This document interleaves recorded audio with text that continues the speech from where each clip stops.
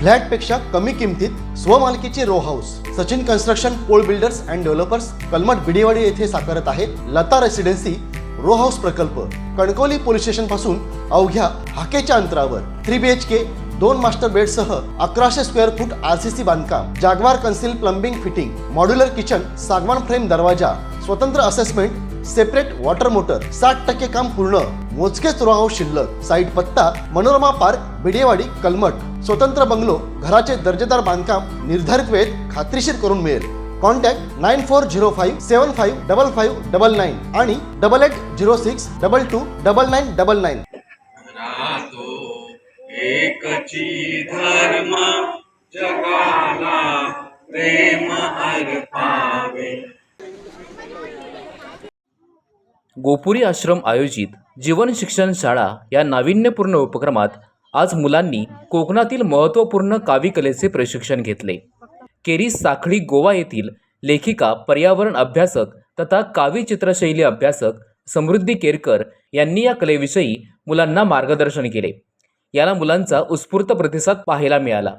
यावेळी समृद्धी केरकर यांचे वडील प्रसिद्ध गोमंतकीय पर्यावरण तज्ज्ञ राजेंद्र केरकर यांनीही पर्यावरण जागृतीविषयी संवाद साधून निसर्ग व पर्यावरणाचा अभ्यास करण्यासाठी विद्यार्थ्यांनी निसर्ग सहलीमध्ये सहभागी होऊन निसर्ग व पर्यावरणाचा अभ्यास करावा असे आवाहन केले।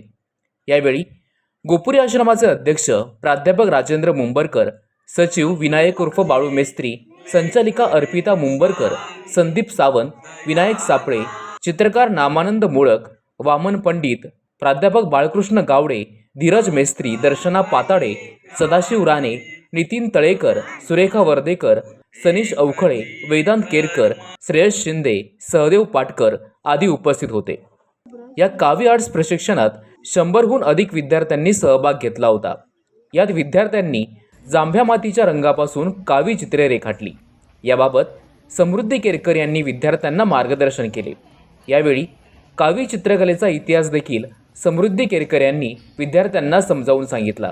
राजेंद्र केरकर यांनी निसर्ग व पर्यावरणाचा ऱ्हास रोखण्यासाठी पर्यावरण प्रेमींनी गोव्याच्या धर्तीवर विद्यार्थ्यांच्या मदतीने विविध उपक्रम राबवत सरकारचे लक्ष वेधणे गरजेचे असल्याचे सांगितले।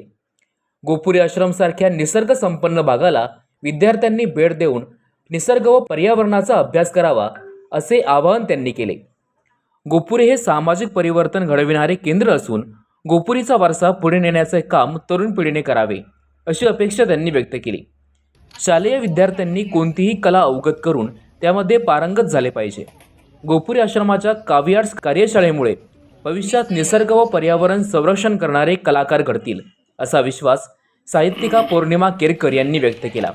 तसेच कणकवलीतील विद्यार्थ्यांसाठी गोव्यात निसर्ग दर्शन सहल काढली जाणार आहे। यात जास्तीत जास्त विद्यार्थ्यांनी सहभागी होण्याचे आवाहन गोपुरी आश्रमतर्फे करण्यात आले। या कार्यक्रमाचे सूत्रसंचालन दर्शना पाताडे यांनी केले, तर आभार विनायक सापळे यांनी मानले। ताज्या अपडेट्स आणि ताज्या बातम्यांसाठी आजच सबस्क्राईब करा आपला Sindhudurg digital news channel. Like करा, शेअर करा, कमेंट करा आणि महत्त्वाचं म्हणजे बेल आयकॉनला क्लिक करायला विसरू नका।